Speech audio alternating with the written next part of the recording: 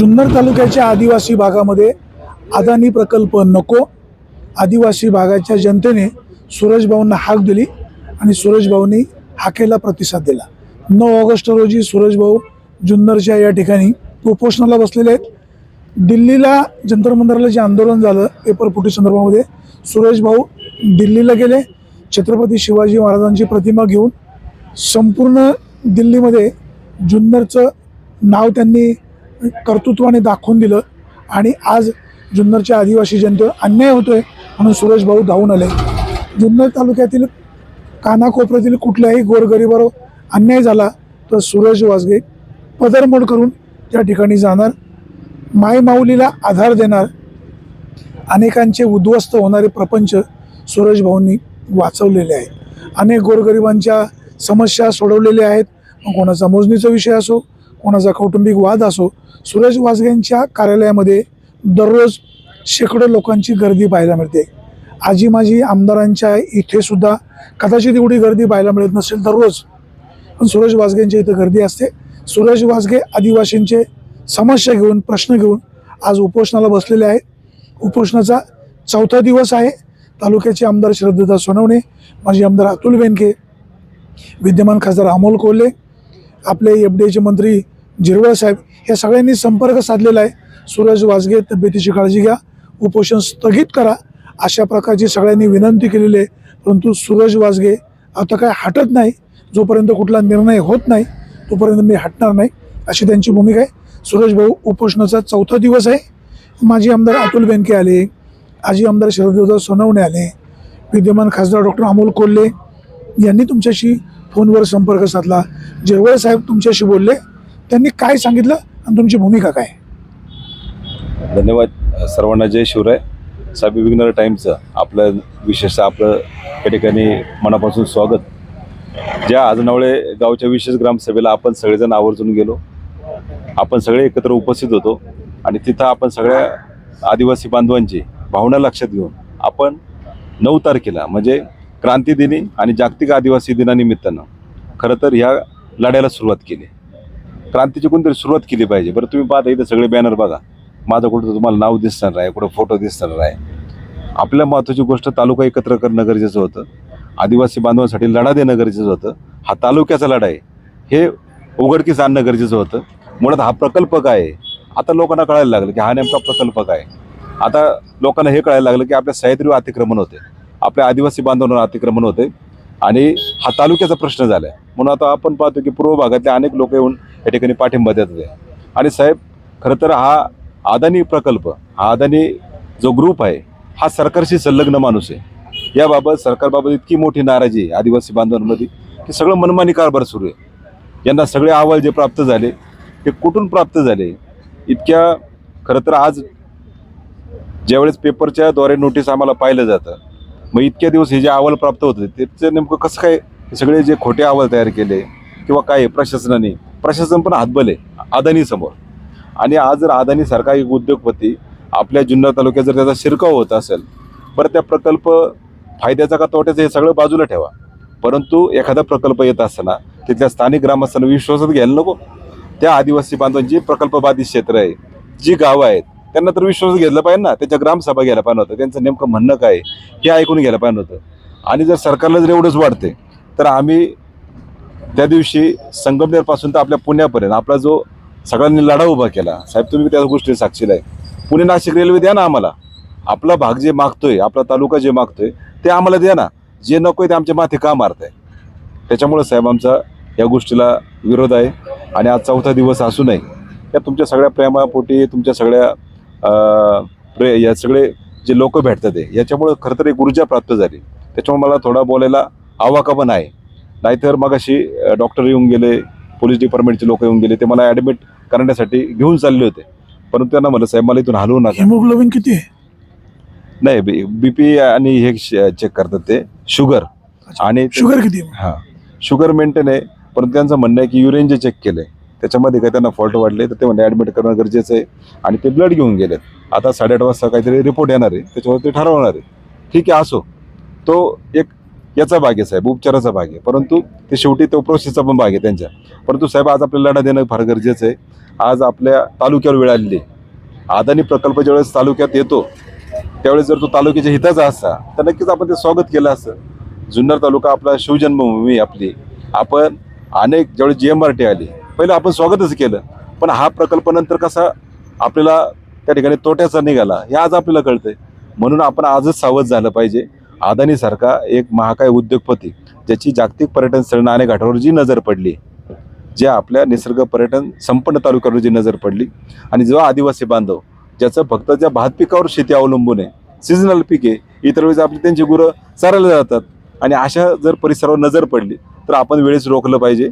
याच्या अगोदर आवदा कंपनीच्या माध्यमातून पूर्व भागात अनेक गावामध्ये त्यांनी सोलर प्लॅन्ट उभे केले साहेब, जी गायरानं सगळी जमिनी घेतली. ज्या आमच्या दुभती जनावर होती, गाया होत्या, बकरं होती, ज्या गायरानामध्ये चरायला जायचे, जिथं चांगल्या पद्धतीने चांगली जंगलं उभी होती, चांगली झाडं होती, ती सगळी एका रात्रीतून यांनी कत्तल करून टाकली. गावकऱ्यांशी खोटं बोलले आणि ती गायरानं ताब्यात घेतली. बरं, एका गावचं जवळ 12-12, 15-15 एकर गायरान जमीन आहे. या काहींची सगळ्या गोष्टीला सरकारचं पाठबळ आहे ना. काहींची 25-25 एकर गायरान जमीन आहे. नक्कीच सरकारचं पाठबळ आहे साहेब, पण ही धोक्याची घंटा आहे. मला असं वाटतं जुन्नर तालुक्यात सगळंच गायरान क्षेत्र हे ताब्यात घेत चाललेत, आणि आता आदिवासी बांधव क्षेत्र, खाजगी क्षेत्र ते ताब्यात घ्यायला लागलेत. आपल्या हातात ठेवणार काय आहे? ही धोक्याची घंटा आहे.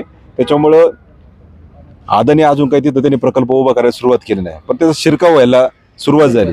म्हणून आपण हा लढा देणं फार गरजेचं आहे. त्याच्यामुळे आपण क्रांती दिनाची दिवशी जी केलेली सुरुवात येत्या 15 ऑगस्टला पण सह्याद्री बचाव समितीने आणि देवराम लांडे साहेब आणि सगळ्याच आदिवासी नेत्यांनी त्या ठिकाणी सांगितलं की ते भोरांड्याला मागाशी जाऊन आले, मुरबाडला. तिथं तर त्यांनी जी माहिती ऐकली त्याच्या ऐकून तर म्हणजे धक्का बसला. कारण ज्या माळशेज भोरांड्या नावाने हा प्रकल्प आहे, त्या भोरांड्या गावाला माहीत पण नाही नेमका इथं काय प्रकल्प होणार आहे. बिचारे ते गोरगरीब आदिवासी बांधव त्यांच्या ह्या अशिक्षितपणाचा फायदा, आणि मगाशी जसं संजय साबळे सरांनी उल्लेख केला की इंग्लिशमध्ये त्यांनी एवढे लेटर काढलं 650 पानाचं, काय कळणार आहे? आपल्याला कळणार आहे लवकर. त्या बिचारांनी काय करायचं? म्हणजे पूर्व भागातले गायरान जमिनी घेताना जर आपल्याला प्रलोभनं दाखवली, आपल्या पूर्व भागातल्या लोकांना जर फसवलं असेल, तरी आदिवासी बांधवांनी काय करायचं?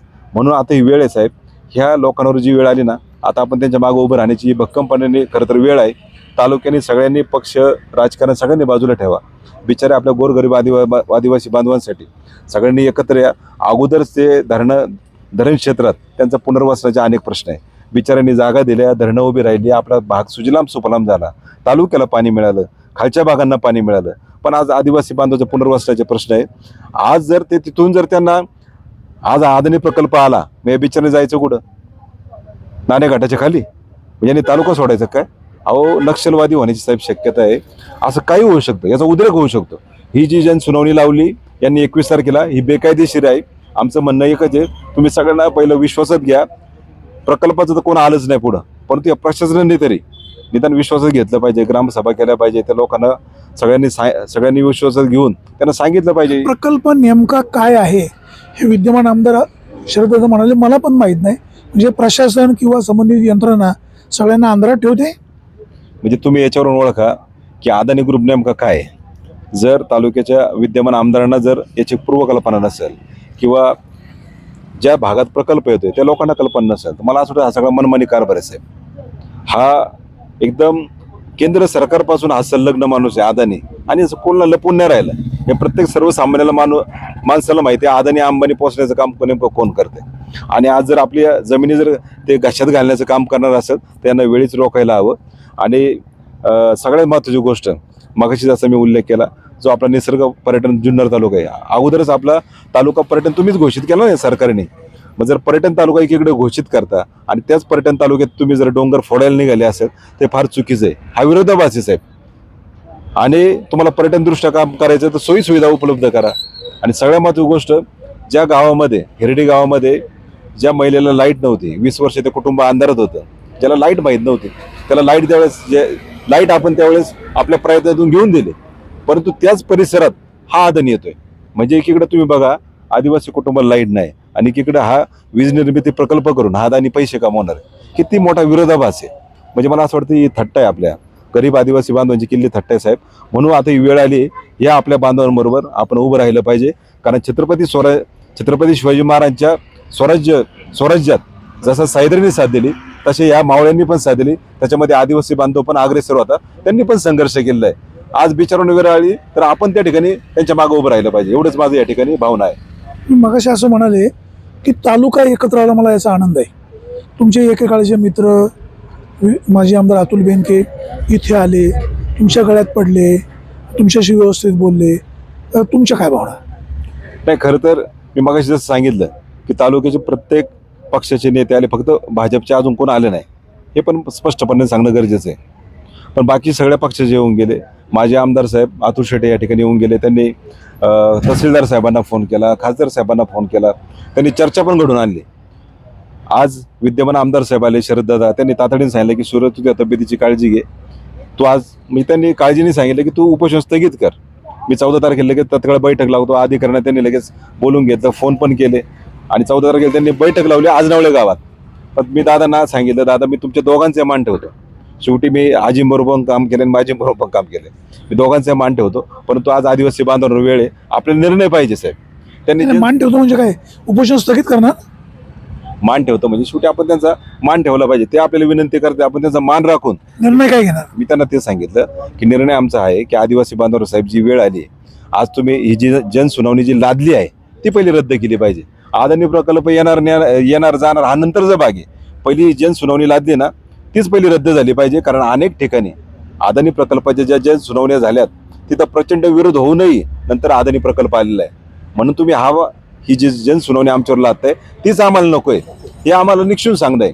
मी ते मगाशी आमदार साहेबांना पण सांगितलं की दादा, तुम्ही 14 तारखेला या ठिकाणी जी जनसुनावणी येणार आहे ही रद्द करा. मी तुमच्या सगळ्यांचा मान ठेवून, जर तुम्ही सुनावणी रद्द केली, नक्कीच आपण हे उपोषण स्थगित करून टाकू. राज्याचे एफडीएचे मंत्री नरहरी झिरवळ तुमच्याशी बोलले, त्यांना या प्रकल्पाची काय माहिती आहे का आणि ते नेमकं काय म्हणाले? खरं तर आदिवासी मंत्री साहेबांचा, झिरवळ साहेबांचा मगाशी फोन आला. सह्याद्री बचाव समितीचे संजय साबळे सर असेल, आम्ही असेल, कडलक सर होते. आम्ही त्यांना फोनद्वारे बोललो आणि झिरवळ साहेबांनी पण विनंती केली मला या गोष्टीची, उपोषणाची. परंतु साहेबांना सांगितलं, साहेब आता ही खरं तर आपल्यावर वेळ आली. आदिवासी बांधव आज त्या ठिकाणी बेघर होईल. आज 550 कुटुंब तिथं साहेब विस्थापित होण्याची धोक्याची घंटा आहे. आज 2250 लोकांचा प्रश्न झाला आहे. हजारो लोक त्या ठिकाणी कुठं राहायला जाणार, अनेकांचा प्रश्न आहे. आणि त्यांची शेत जमीन असेल, बाकी काय, त्यांना काय दुसरं सोर्स काय आहे? त्यांना त्यांचं जीवनमान सगळं त्या भात पिकावर साहेब अवलंबून आहे. म्हणून साहेबांना सांगितलं, साहेब तुम्ही याच्यात तुम्हीच दखल घ्या आणि पुढाकार घ्या. साहेबांना सांगितलं, मी तत्काळ कलेक्टर साहेबांशी बोलतो. आणि त्यांचा नंतर असा निरोप आला की मी येत्या काही दिवसात जुन्नर तालुक्यात येतोय आणि आपण सगळा प्रश्न मार्गी लावू. सूरज वाजगे यांच्या उपोषणाचा आजचा 4था दिवस आहे. प्रकृती खालावलेली आहे, परंतु तालुक्यातील माझ्या आदिवासी जनतेसाठी मला लढायचं आहे. अगदी आण्यापासून तर नाण्यापर्यंत सूरज वाजगे यांना मानणारी जनता आहे, तरुण वर्ग आहे. दररोज इथं शेकडो लोक येतात, पाठिंबा देत आहेत. राज्याचे मंत्री झिरवळ त्यांच्याशी बोललेले आहेत, माजी आमदार त्यांच्याशी संपर्कात आहेत, विद्यमान आमदार शरददादा सुद्धा त्यांच्या संपर्कात आहेत, खासदार त्यांच्या संपर्कात आहे. या तालुक्यातील प्रत्येक गावातील तरुण त्यांच्यासोबत आहे. सूरज वाजगे यांचा हा आंदोलनाचा लढा नक्की सक्सेस होईल. 21 तारखेला जी जनसुनावणी आहे ती रद्द झाली तर त्यानंतर मी माझं आंदोलन स्थगित करेल, अशी त्यांची भूमिका आहे. 14 तारखेला जी बैठक आहे त्या बैठकीमध्ये हे जे 21 तारखेचं जनसुनावणी रद्द होईल, आपण अशी अपेक्षा व्यक्त करूया. आणि सुरेश भाऊ, तब्येतीची काळजी घ्या. बचेंगे तो और भी लढेंगे. सुरेश वाणी, विघ्नर टाइम्स, जुन्नर.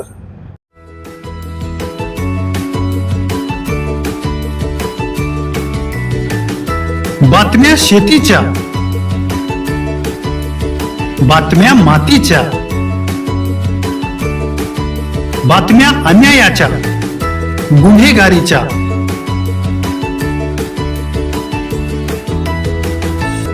राजकारणाच्या आणि समाजकारणाच्या,